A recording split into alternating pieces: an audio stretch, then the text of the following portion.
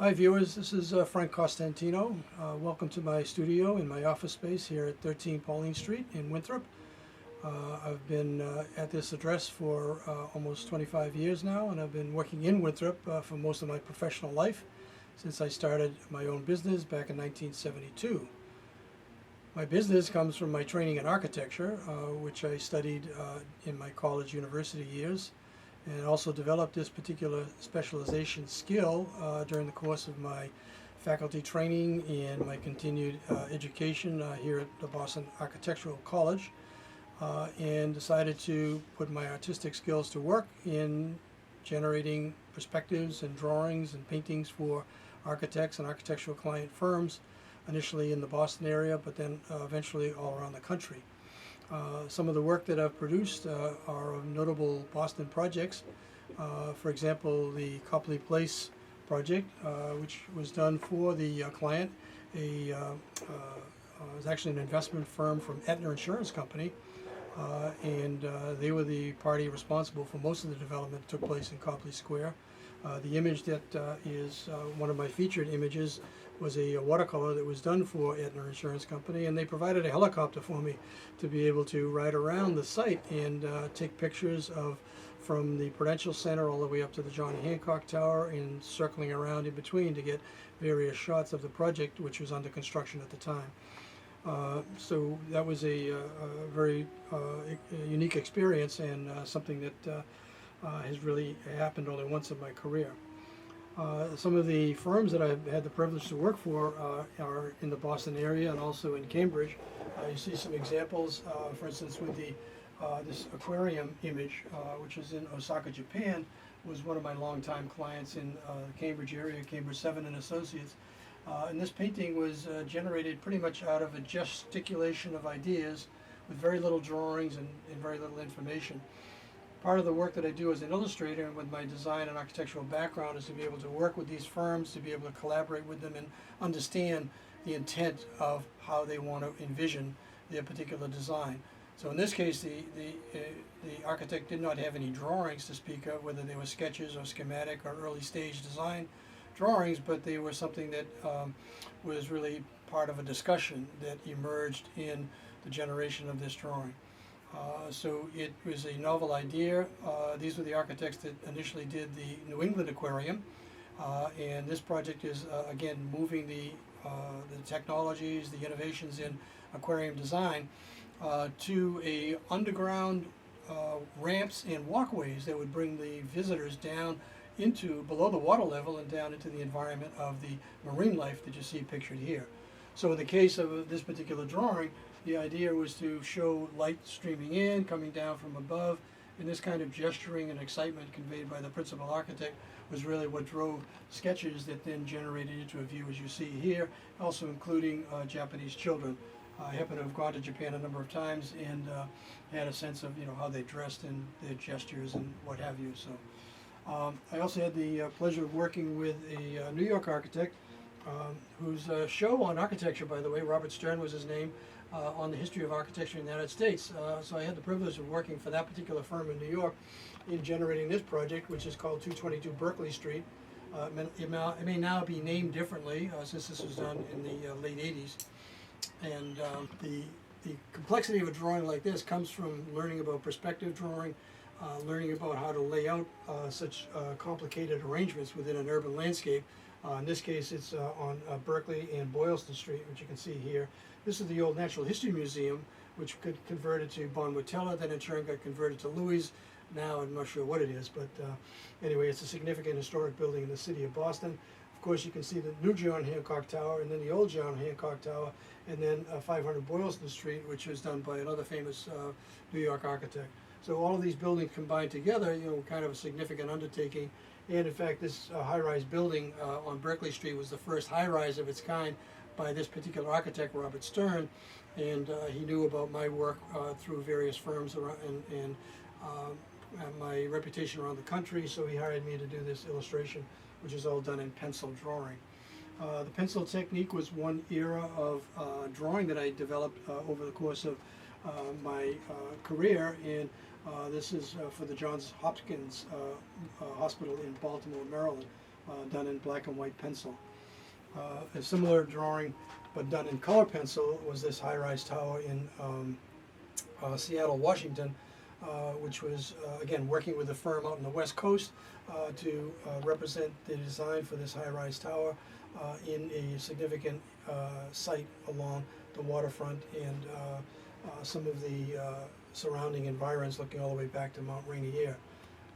Part of the, as an architectural illustrator, to be able to work with clients to select the most appropriate view, to be able to describe their building, to be able to talk, to demonstrate what this new project is going to look like, not only for the developer, their client, but also for the public in general.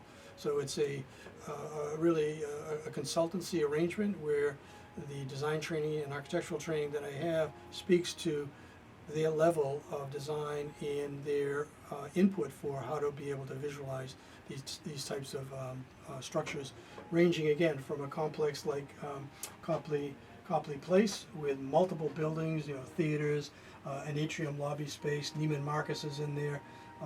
There's exploded suites that are part of the presidential suites for the Marriott and the Hilton hotels that are in that complex.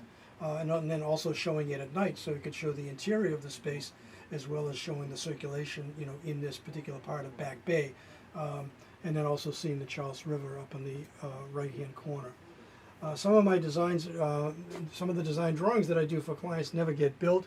The high-rise tower in white in the field background was one of a couple of sketches done for a longtime client in New Haven, Connecticut.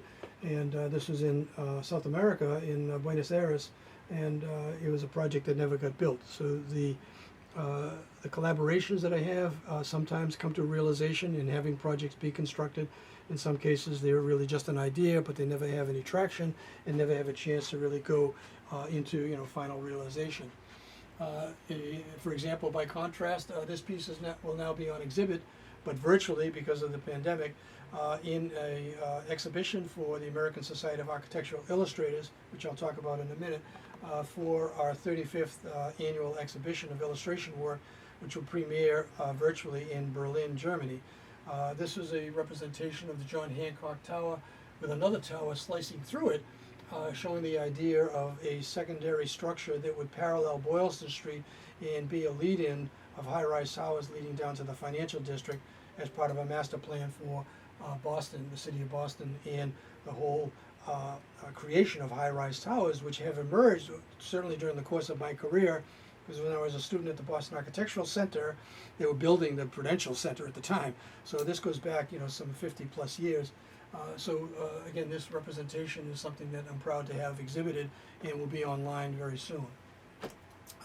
Other architects that I've worked for here in the city of Boston were designers for the new Tanglewood Shed in the western part of the state, and this subsequently got to be named for Seiji Ozawa, the recently deceased and very long-term conductor for the Boston Symphony Orchestra. The shed was shown in an evening view, showing some of the lighting to represent the form of a barn, which is typical for that western sort of forested setting of Tanglewood, showing it at night with the moon up in the sky area. And then another illustration showing the interior of this same shed with an audience, an unusual design of tiers and balconies that look down onto the orchestra, seating directly behind the orchestra itself, and then my interpretation of the figure of Seiji Ozawa in the drawing. Again, these were done in pencils, done in a combination of different pencils on a vellum surface, which is a transparent medium that architects and illustrators like myself use quite a bit during that era. This other piece is also done on vellum with a slightly different media, but it's the Mass Convention Center up on Boylston Street. And this particular drawing was the third phase of a series of drawings that were done over a 2.5, 3-year period for the architectural firm here in Boston to generate the designs, go through a review process with the city to be able to get input from different users, the convention authority itself, as well as the continuing evolving design ideas from the architects. It's a very exciting environment to be able to work with architects, to be able to be involved in the design dialogues, work directly with the principals, the owners of the firms, in the cases of almost all of these drawings here, and be able to develop a vision of what this building would look like as they developed their designs and as I was able to interpret it in these kinds of drawings. So this is the culmination of a long series of studies, sketches, drawings, discussions that occurred with the architectural firm to be able to come to a realization like this. This drawing was then used in a colored state. I did a colored version of this. It was used in a colored state, and it was, as was Copley Place, and it was plastered all over the Logan Airport as a promotion, as an advertising for the new building that was coming to the city of Boston. So I'm very proud about the fact that my work has gotten that kind of exposure here in the city as well as elsewhere. So I have some other work which I'd like to show you and talk about another organization that I happen to found here in the United States. So we'll proceed to another area. So of the Illustrators group, which I had referred to a short while ago, is called the American Society of Architectural Illustrators. And what this group is the association of architectural illustrators made up of architects, artists, professional illustrators, just people that are interested in pursuing a career and being able to do representations like this, primarily for architects or engineering firms or contracting firms or development companies. And this organization is something I'm very proud to say is in its 35th year right now. We've had exhibitions all over the United States. We've had exhibitions in Japan, in Australia. We're having a premier exhibition, our 35th, in Berlin, Germany. Unfortunately, it's going to be virtual this year. We've had a couple of venues in Canada as well, and all over the United States. So we're very proud to bring illustrators to submit to our competitions, which we sponsor each year, and have works from all over the world that are then juried for exhibition in our events. So all of the works that you see here on this wall have been exhibited, chosen by jury, and have been exhibited in various venues all around the country in 2, 3, or 10 different venues during the course of any given exhibition year. The works that are displayed, again, this is an example of a sketch type of drawing that was done for the designers of the Mass Convention Center, which I had left off earlier. And this was a sketch technique for Pier 4, which is now called the Seaport Boulevard.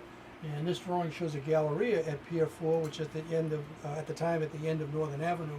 And it was the idea of recreating a very open, sunlit space that led out into the water area. I did a series of multiple drawings for this one. This particular piece was chosen for exhibition.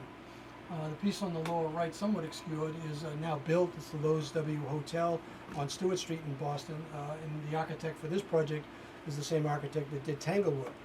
I had the benefit of providing good work, building that better mousetrap, bringing up the qualitative level of what it is that I do for my clients. And I had the benefit of repeat clientele for many, many firms, not only here in the Boston, New England area, but also all over the country. And was fortunate to have long-term associations with these different firms. The example you see up here is behind what was formerly the New England Merchants Bank, and it's now TD Bank, if I'm not mistaken. But the view is to show the glassed-in enclosure that was going to be expanding the lobby area, secondary access off of the Washington Square, and then you can see through on the arcade part of the old State House building in the background. And this was done for a local firm. And again, you can see the sketchy kind of quality in this drawing as opposed to a more refined quality of graphite and pencil drawing that was done here. Moving to in the pencil arena, on your far left is the 176 Federal Street, which is called the Weld Building, and it was owned by the Weld family. And the commission for this particular illustration was the top floor penthouse space. So I did have photographs and other references to be able to set up a perspective drawing. Underneath all of these drawings are actual layouts and sketches that set the framework and the three-dimensional space for these type of illustrations. So in the case of 176 Federal Street, it was again modulated to show the new penthouse area, but also to show the context of its adjacent neighbors in Federal Street and in the South Station area. So directly behind us is the old South Station terminal. As far as the process of doing architectural illustration, even this sketch, which was done for the Istanbul 2000 Olympics, this drawing was really just a sketch idea that was part of an early discussion with my client who was down in Atlanta to be able to portray more effectively the form of his design for a gymnastics stadium. So it was done as an underlay, which in turn was the basis for a lot of the sketches that you see here. They were just done freehand. So there's an artistic element that also is part of the training as an architect and as an illustrator, to be able to understand perspective and space and depth, to be able to generate sketches like this, make it convincing, and be able to draw it in proportion. And that in turn underlies all of these drawings, even though in the case of the well building, some of those drawings were laid out with in a desk setup like this, laid out in perspective with very hard line, very geometric, proportionate layouts. The other piece that you see here is for a corner of a stage idea in a theater in Japan for an NHK complex in Tokyo. It was done for a special client of mine in New Haven, Connecticut, for whom I worked for 25 years, and very dependably and very constantly. And he trusted my judgment on this. So since it was in Japan, the idea of showing kabuki players in the theater and be able to portray his design in the background, looking from the stage out into the theater, which is the only way you're going to see the interior of the theater, became a strategy for a lot of theater design complexes that I had done over the years. You can see another example of that with this piece, which is a significant piece of illustration work for me at Delphi University in New York. And this shows a small performing stage and theater for their musical program, and showing a quartet on stage and a new interior space, again, that was done by a Boston firm. This piece happened to win the top prize in the American Society of Illustrators annual competition. That top prize is what's shown here, which is called the Hugh Ferris Memorial Prize. And this medallion and the framing that you see here is something that I've been doing on behalf of the winning members that have also won this prize, to show the importance of the work, the selectivity of that particular piece, that winning piece that came from 300, 400, 500, 600 submissions. So, to be able to win a Hugh Ferris Prize is pretty significant, and something that I'm very proud of. I'm also proud to have been part of creating this medallion, being able to have it cast. In fact, I was helped here by another of our local art association members, and a very talented sculptor and designer, Greg Kersey. So Greg Kersey helped design this particular medallion for us. So really, there's quite a bit of history to this particular prize that we named after one of the most preeminent architectural illustrators, American illustrators of this century, Hugh Ferris. Another example of a sketch technique was done for, again, the same firm as the Japan Theater here. But this was a request by a foundation that was supporting the creation of a performing arts center in the cultural district in Miami. And the client, which was an amalgam of different wealthy individuals that had different companies, wanted to see, what style of illustration, would fit this particular project, which was pretty expansive. There was a concert hall and a performing arts theater. So I had to demonstrate my particular approach to using watercolor and be able to provide a sketch drawing that was indicative of what they would likely get in representing the architect's design. So this is, again, taken from the stage, looking back out from an orchestra out into a larger theater complex, and then showing a highlighted chandelier element within the space itself. This project I worked on for off and on with different phases of the design and development of the project, worked off and on a project like this for about 5 years or so, and then did some subsequent work on a naming opportunity 7 years after I did this sketch for the architect. But this type of illustration I've always considered to be a form of artwork, and in developing my skills and techniques in a number of different media, working in pencil, color pencil, pen and ink, sketch pencil, and then in watercolor, was all derivative of my studies of my better trained architect illustrators who, in the early part of the American traditions, American architectural traditions in this country, were trained at the Beaux-Arts in France. So they were highly trained in a lot of different disciplines at the time, but as the profession and the process of architecture became more and more complex, the illustrators then began to become a separate discipline all unto itself.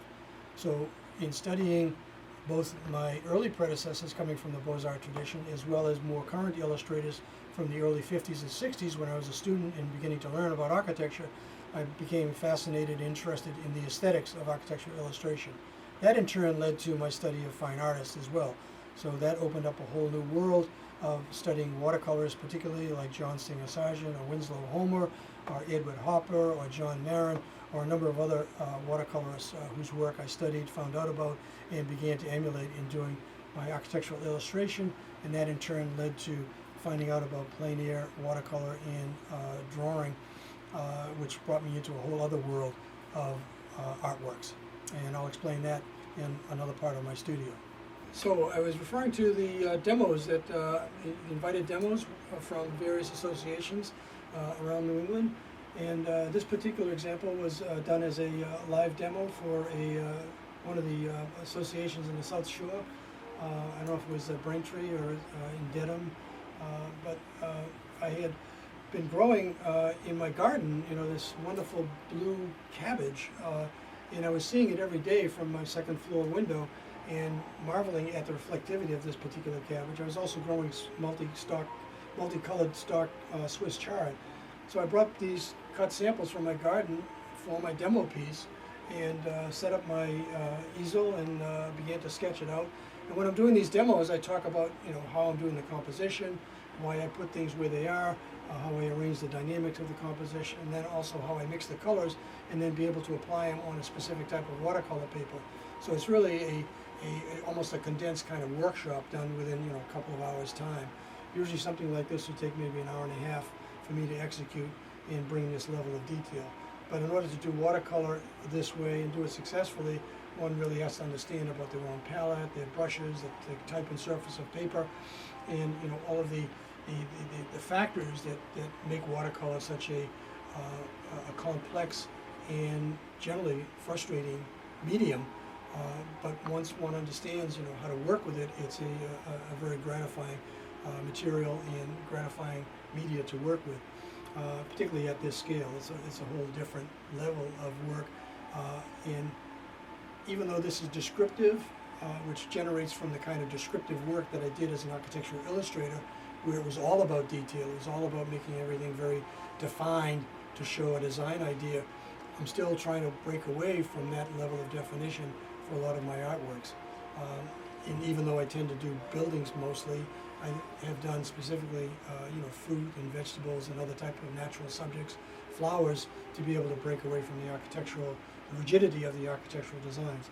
I found some years later in a notebook of watercolor work, a calendar, an office notebook of some kind, I happened to find this sketch by Charles Demuth, who is also one of my favorite watercolorists, and it's the same subject. It's a purple cabbage in here with Swiss chard behind it and an orange in his particular setup. So I was really quite pleased with that, and I also studied his palette, which is a lot more difficult, although it looked pretty easy.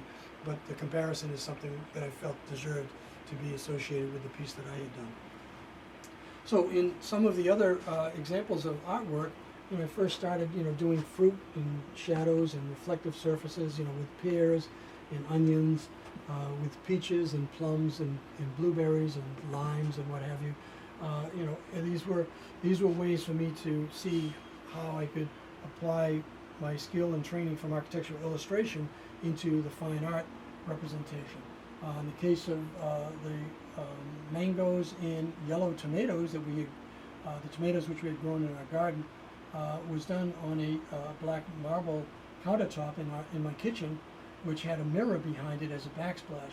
So I had the front and the back of this particular subject on a black top stone, which was a challenge to be able to get that depth of coloration, that depth of value and tone, and yet get that sort of back and forth, front and back type of representation of the subject. So I was very pleased with that. And this is a ragged edge piece that was done on a certain type of paper that was kind of experimental for me. In doing the watercolor work and doing the architectural illustration and serving my architectural clients, I would constantly experiment with different types of paper. So this became another way for me to explore, again, the particulars of a different type of watercolor paper. Here you can see a couple of drawings that were also done in my kitchen, and excuse the light exposure, but this one is called pre-caffeinated and post-caffeinated, and they were done of a French press with my wife in her apron and her hands pouring the hot liquid in on the same black countertop as you see in this one.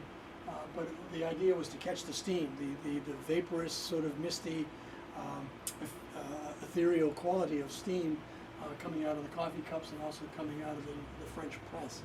And then afterwards, just the reflectivity, the transparency of the glass through the French press itself, the reflectivity of the top of the French press showing the cup, and then the cup reflecting that as well. Just all of it was kind of a nice thing. But there's also a nice loosening up effect in the background, which is something I'm very proud to have gotten to sort of let loose a little bit. In watercolor, it's all a process of going at it, trying stuff, being descriptive or not being descriptive. I mean, there's a whole range of artistic and aesthetic expressions that come from my ongoing experiences with a lot of different painters that I happen to know around the country also, and beginning to, again, break away from one's tendencies that came from, you know, decades of work doing architectural illustration, but then trying to come into something that's a little freer, that's a little looser. So this small study of the tomatoes, which was done around the same time as those other tomatoes in there, is the last of season tomatoes where it still was green in here. This one was half green, half red. I left the vining for the tomato in this particular study, and exploring reflectivity of color on a white surface, which is part of the subtlety of working with different washes and working with straight color. I have done drawings, experimenting again with charcoal in the case of the cats, which was one of the many ribbon-winning drawings that I've done over the years. Other types of work are done with the figure sketches, done in watercolor or with colored pencil. And again, just something about the figure that is very exciting and brings, catches my eye and just wants to be captured in a drawing of some kind. Another piece for the that was used for the Kelleher Rose Garden fundraiser are the grouping of roses that you see there. Again, these were done at the Kelleher Garden itself and painted right on the spot.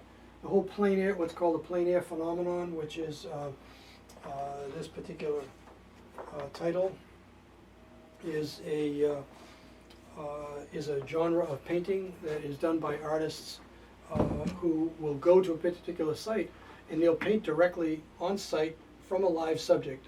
Generally, it's boats or buildings or scenes or landscapes or what have you. And almost all the work that you see here was all done live and on the spot. I just had some pieces of the boats that were returned from the gallery in Upper Vermont, in Jeffersonville, Vermont, of boats. One was done at the one on the of the bowsprit. It was done at the Essex Shipbuilding Museum here in Mass. The one of the rowboat, the landed rowboat, it was done on Monhegan Island. This decommissioned rowboat was full of all kinds of seafaring and fishing junk and what have you, but it was kind of appealing because it was on a tilted slope running uphill, and I took the point of view from an upper level looking down on it, and the pathway to the village you can see in the background. Another image that was painted on site is this training ship for the Maine Maritime Academy up in Castine, Maine.